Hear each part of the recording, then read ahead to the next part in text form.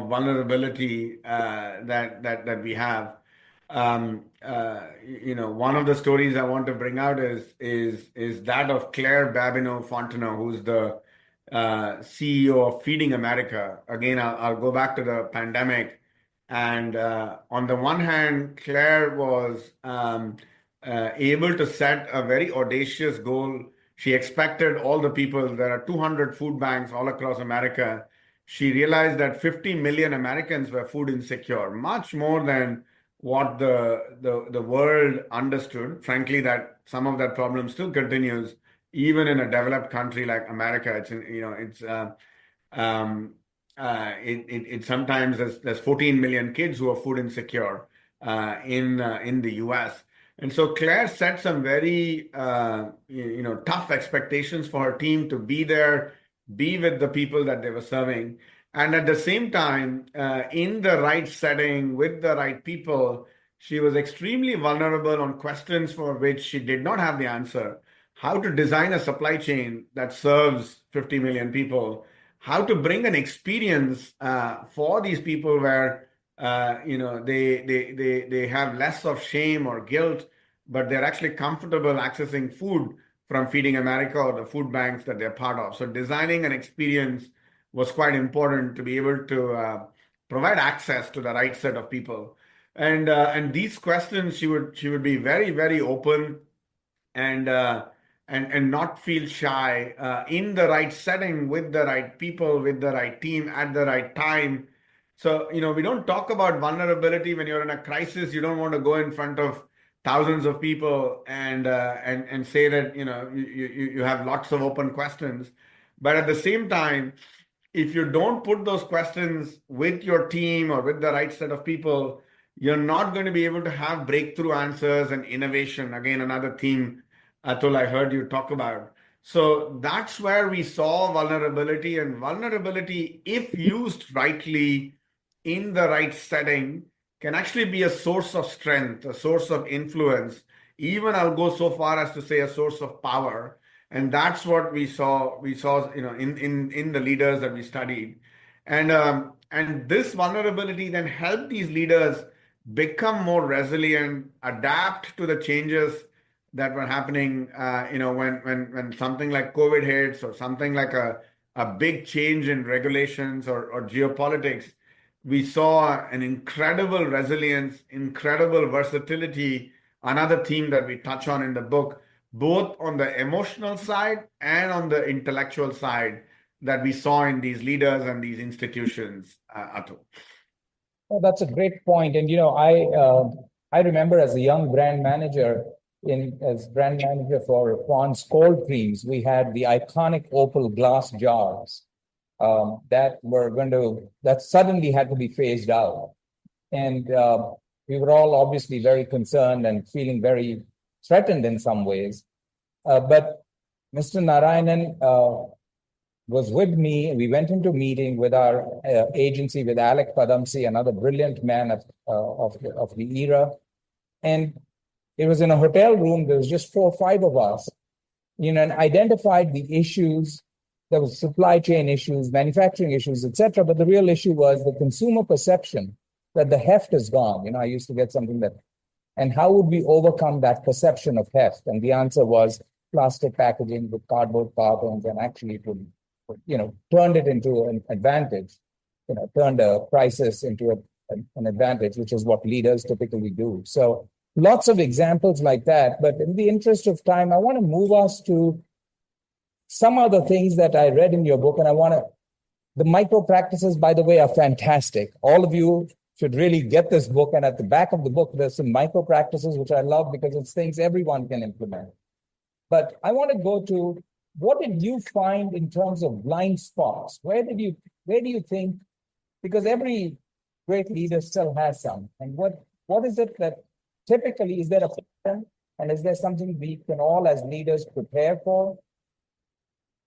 Yeah, I think the biggest blind spot we unearthed, or we saw in the journey of these leaders, is people don't often bring truth to these leaders. And there's a scarcity of truth telling, especially as you get more senior.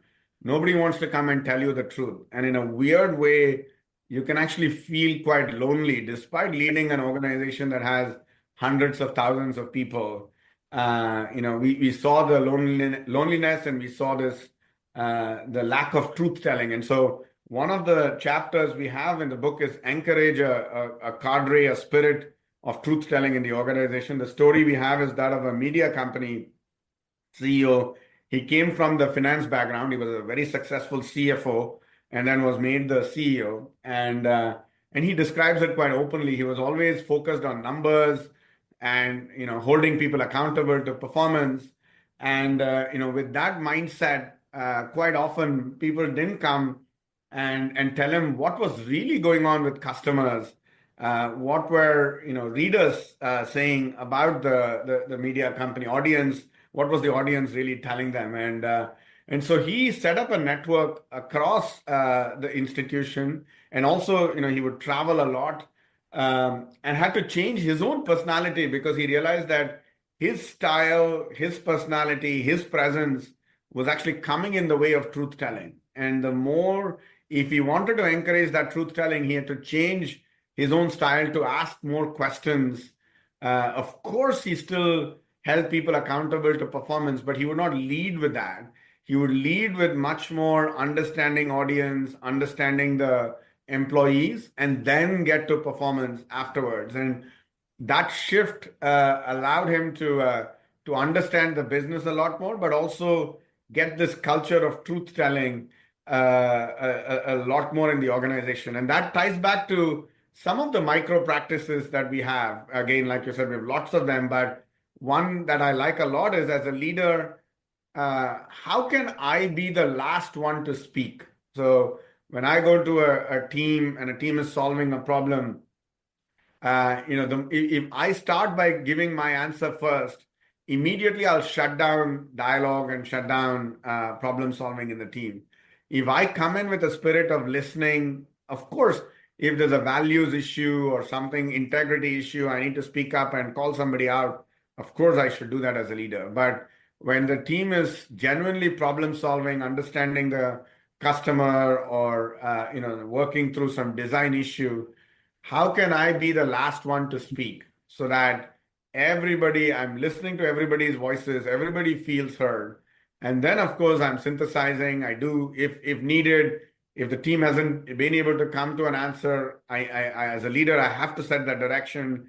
I might have to break be a tiebreaker at some point, but really hold on to my peace and wait till I've heard all the voices. And that then encourages truth telling. At McKinsey, we use the term obligation to dissent, where we expect every person to if they disagree, to speak up. And the only way that will happen is if I, as a leader, encourage that in the team and in the broader system, Atul. That's one micro practice that then ties back to this blind spot around lack of truth telling. And that's a great and a simple one to implement. Every one of us can implement that, even with our own children, right? Listen to them first before giving them our opinion on what needs to be done. But back to the flaw of not taking truth to power, I believe, and I'm going to submit, that represents a lack of character. And that's one of the things that we Narayanan stood for. And, our company slogan was a culture of character and competence.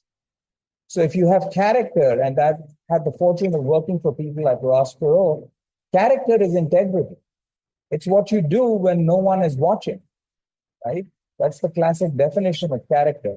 So if you are priding yourself of Satyamev Jayate and, truth always, then why would you not speak the truth here? What it really means is there is something missing.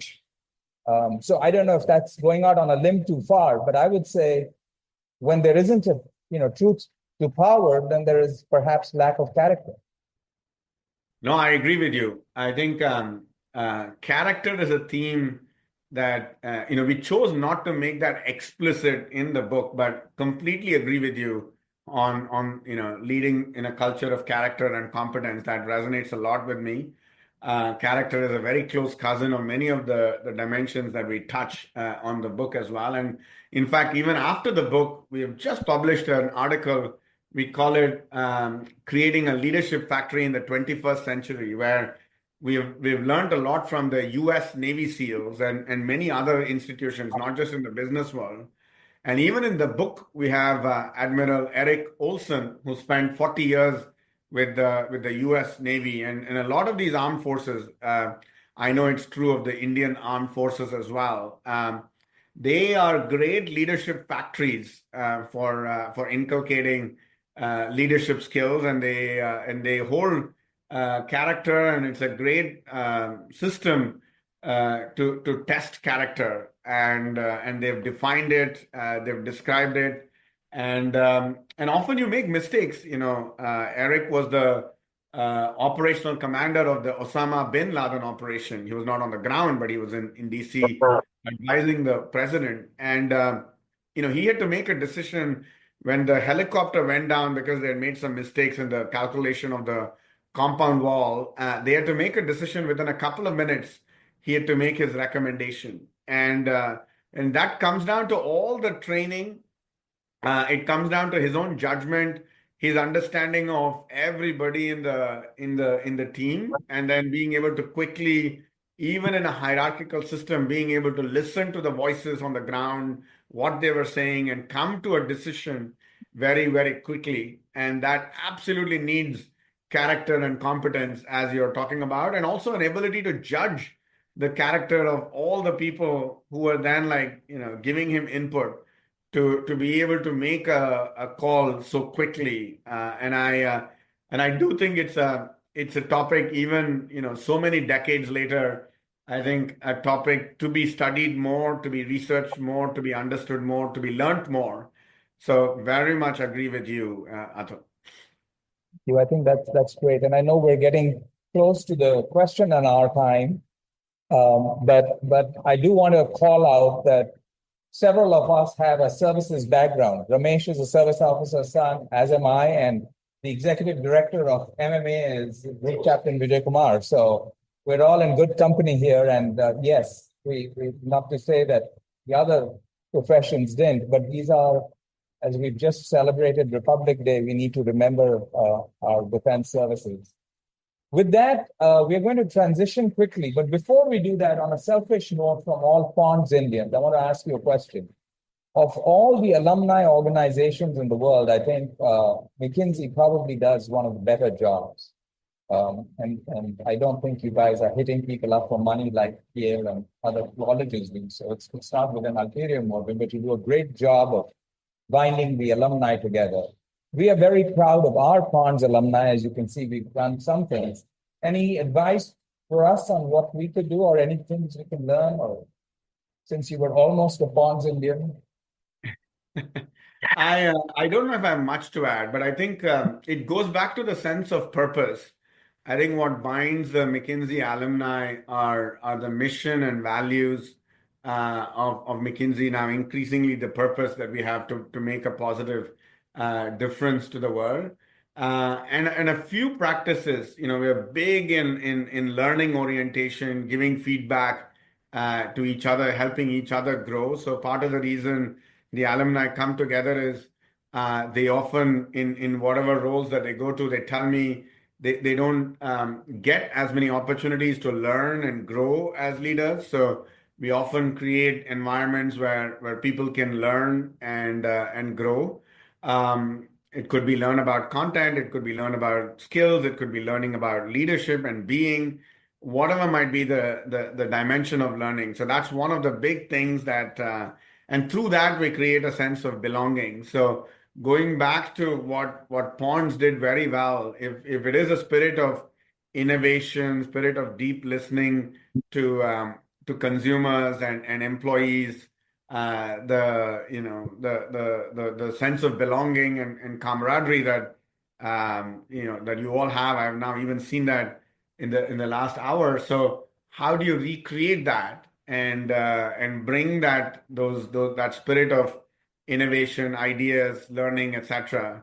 That's the best way then to keep the community and grow the community over time. And you also want to ask yourself, like, how do you, maybe it's not just a Pondss community, maybe expand to make it a Unilever community, right? Or a Hindustan Lever community. That might also then allow you to have the critical mass. Often then that also allows, expansion as long as the values are broadly aligned and you have similar themes, then that might be another way to keep the community thriving and growing, Atul.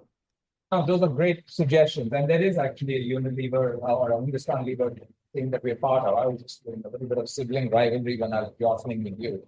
But and with the MMA, and call out to Malingam and Vijay Kumar, who's Captain Vijay Kumar, that they do a number of these sessions learning. But that's the what, about 30 a month, 45 a month. So it's incredible. But we will now segue to the questions so that we keep on time. You want me to actually ask the questions that have come from the audience? Okay. So I'm just going to, in the order I've received them, and then there may be others online, you said? Okay, here. So the first question to you, Ramesh, is integrity is the foundation on which edifice leadership is built. Sorry.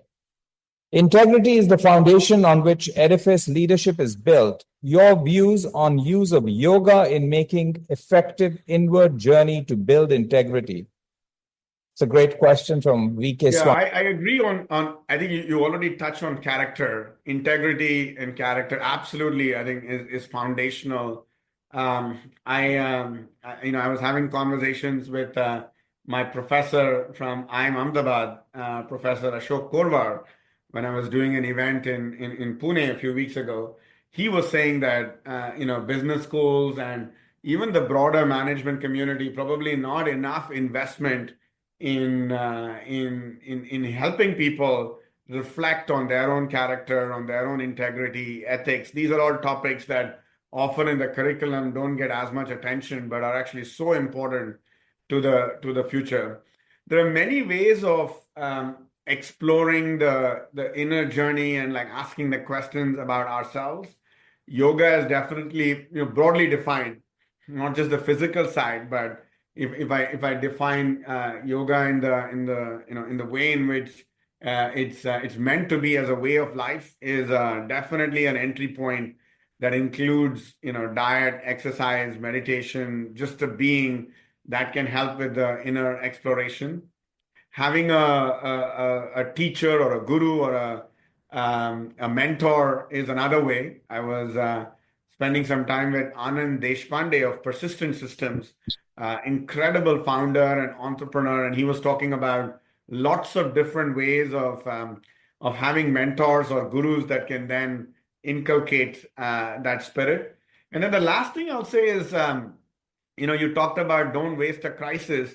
Every time there is an opportunity to learn in a system, when there is an issue, that is also a very good time to go back and do a retro, do a learning. What did we learn? Where was the failure point? Both at a personal level and at an institutional level. And how do you do it, whether it's in the family context or the institution, business, work context, that allows us to have that deeper reflection without judgment, without feeling like I'm going to be blamed. And how do you set that up is a third way to deepen learning and integrity. So absolutely important topic and many ways of coming at it, Atul. Perfect. Thank you. Moving on. The next question is from Ganesh from Alberpate, and he asks, leaders often struggle to balance short-term business performance with long-term cultural and organizational values. What frameworks or principles do you recommend to achieve this balance? Again, great question. I think it's part of the yin and yang that you described even earlier. It looks like as I hear about Mr. Narayanan, great example. I think in the leaders that we observed, our thesis as McKinsey in the research that we've been doing over the last 25 years, our belief is that health drives performance of institutions. And we use the word health instead of culture because we feel culture is such a loaded word. So we have a definition of health that includes how does an organization get alignment on vision, direction, values. That includes how an organization executes, including accountability, coordination, the kind of capabilities it has. And it includes this concept of renewal, which is if something changes in the outer world, how do you respond? Or like how do you continuously innovate and come up with new ideas for products, business models, etc. And that the core of all of this is leadership. And so that's our definition of health. And we now have a lot of research that shows that it's the health, it's investing in health, improvement in health that is the biggest predictor of long-term performance. And so what we have seen in these leaders, especially as you get more and more senior, leaders invest disproportionately on health and hold the belief that health drives performance. Now, you will still need to have your team on the field or your sales force or people in the manufacturing line who are driving near-term performance, and you need to have metrics for them. And you cannot take your eye off the ball. Or if you're a retailer, you need to have your daily operation. So that system is quite important. But the role of leaders is to spend enough time on the balcony versus just the dance floor, so that they're able to step back and ask the questions when something is not going right, or when they have a higher aspiration. What are the health metrics that they need to change that can then drive performance in a more sustainable way? That's the role of leadership as we see it. And there is no magic formula. I also am not a big believer in ascribing X% of time on health versus Y% of time on performance. But all I've seen is these leaders, they say Arjuna used to be ambidextrous, right? Like these leaders have that ability to be able to switch between the dance floor and the balcony, or between performance and health, and have the dialogue in the right setting with the right team to be able to tackle both at the same time. That's what we've observed, and some of which we've described in the book as well, Atul. That's a great response. Basically, modulate between the dance floor and the balcony. So that's great. Thank you. Next question says, having worked on organizational transformation across industries, what are the biggest leadership challenges in managing change, and how can leaders overcome them? So this is about, change, which we haven't spoken about. So it's a good opportunity. Again, a fantastic question. I think if there's one thing that is constant in the world, it's change. I already touched on geopolitics, technology, climate change. I'll add remote working, the Gen Z and the expectations they have, the demographic changes. All of these are all changes that any business is going to be impacted by them. I think at an individual leader level, the key is to manage my own energy through this change. We say manage energy more than managing time, and that gets to physical energy, intellectual energy, emotional energy, spiritual energy, and often I see change fatigue both at the individual level and at the institutional level. So, really reflecting on my own energy, how much energy do I have to be able to deal with the change, respond to the change, come up with innovative ideas. That to me is the biggest unlock I've seen at the leadership and the individual level. And once I'm clear on that, I think at the institutional level, we talk about driving change, embedding culture. We use the example of Frank D'Souza from Cognizant, again, a leader that Chennai knows quite well with all the operations and success they've had. Frank talks about the use of rituals, legends, and stories in driving change in an institution. So what kind of practices do you want to have, and how do you put that in place? How do you create legends that then anchor the kind of change that you want to see? And there is no end to storytelling. I feel like one of the big skills that leaders need to learn, especially to drive change is to be able to turn whatever change you're trying to bring about into a simple story, an effective story that people can understand. Frank used to talk a lot about his own client partners. He wanted them to really listen to their customers and make the customers happy. And his belief was if you do that, you will automatically drive growth and margins, all of that will come. And so, how do you then turn that into stories, examples where people did that in the right way? And the more you do that, you can then drive change at the institutional level. So, my advice to change leaders would be start from within, ask yourself how you're going to sustain your energy, and then use rituals, legends, stories to drive the change. I love that. Basically, make energy the currency, not time. Correct.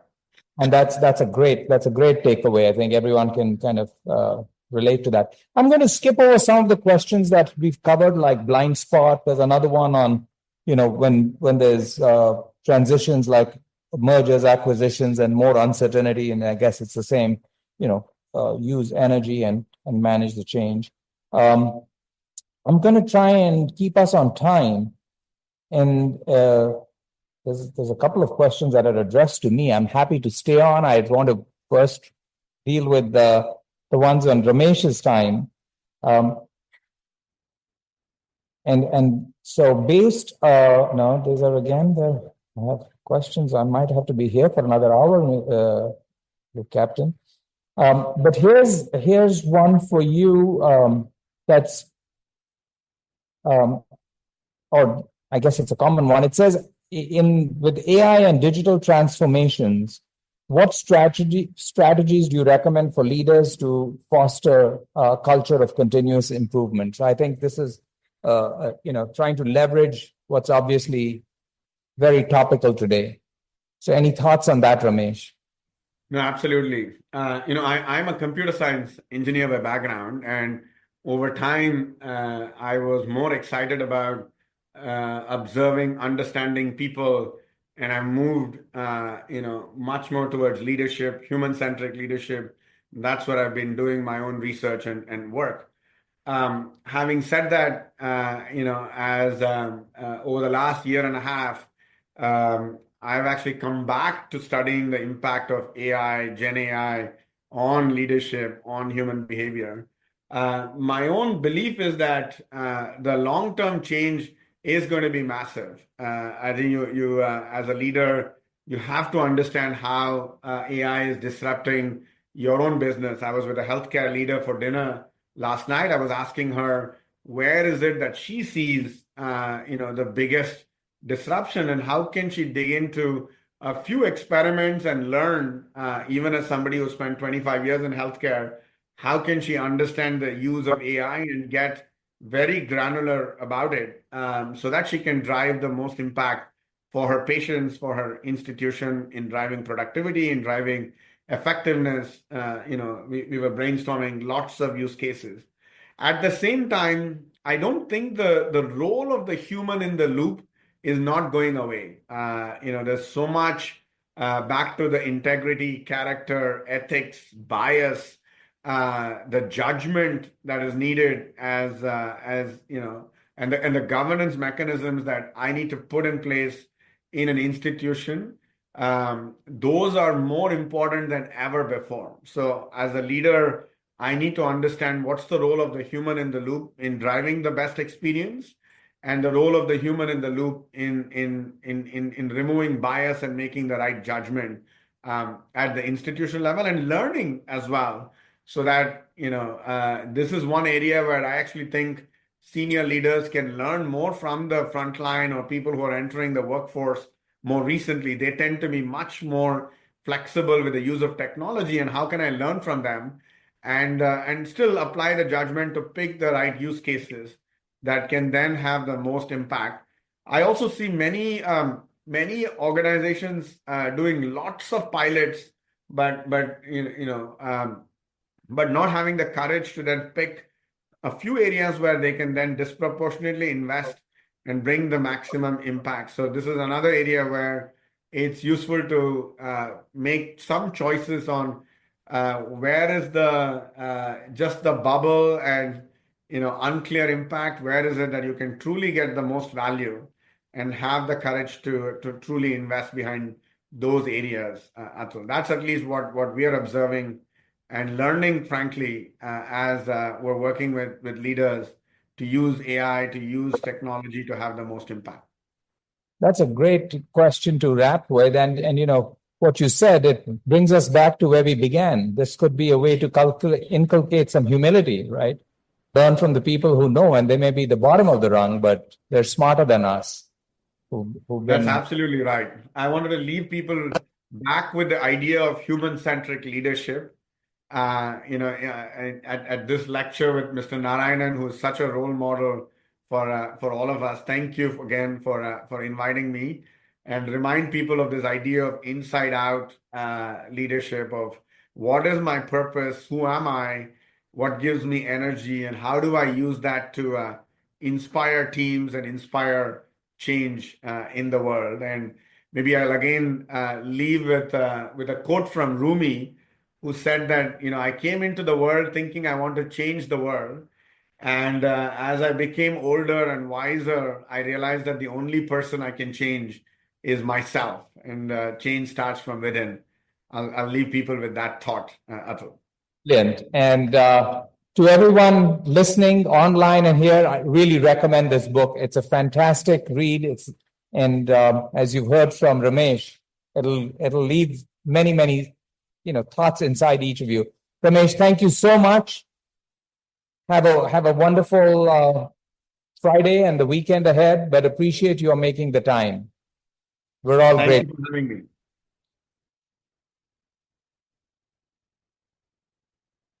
Thank you, Mr. Ramesh. We are missing you in Chennai. When next time when you come, we look forward to receiving you at MMA.